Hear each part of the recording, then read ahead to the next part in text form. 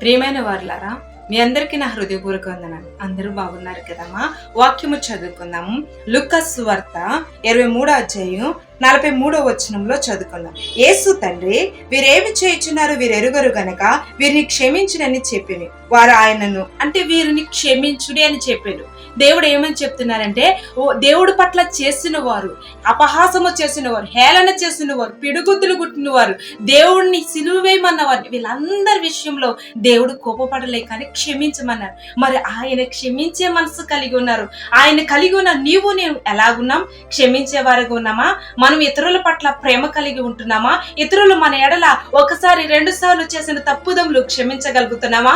విస్తారంగా క్షమించబడాలంటే మన పాపము, విస్తారమైన పాపములు నీవు క్షమించాలి. ఒకవేళ నీ తోటి వాళ్ళు నీకు నీ విషయంలో వ్యతిరేకంగా ఉన్నారా?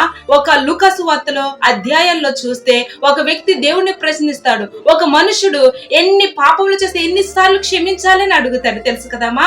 అందులో 1 మారా 2 మార్లు అని అడిగినప్పుడు 77 మార్లు అని దేవుడు మాట్లాడుతున్నాడు. అంటే మనిషి బ్రతికి ఉన్నంత కాలం, ఆయుష్ ఉన్నంత కాలం కూడా క్షమించమంటున్నాడు. మరి నీవు నేను ఎలాగున్నాం? క్షమించగలుగుతున్నామా? క్షమించగలిగి ఉన్నాము అంటే దేవుని పేరట మన పాపములు కూడా దేవుడు క్షమిస్తాడు. నా తల్లి, ఇప్పుడైనా ప్రార్థన చేద్దామా? చిన్న ప్రార్థన చేద్దాం. ప్రభువా, మేము కూడా క్షమించగలిగే మనసు పుట్టించండి. క్షమాపణ మీరు మాకు దయచేయండి. మా పాపములు ఒప్పుకొని విడిచిపెట్టే భాగ్యం మాకు దయచేయండి. యేసునామమున ప్రార్థిస్తున్నాను తండ్రి, ఆమేన్.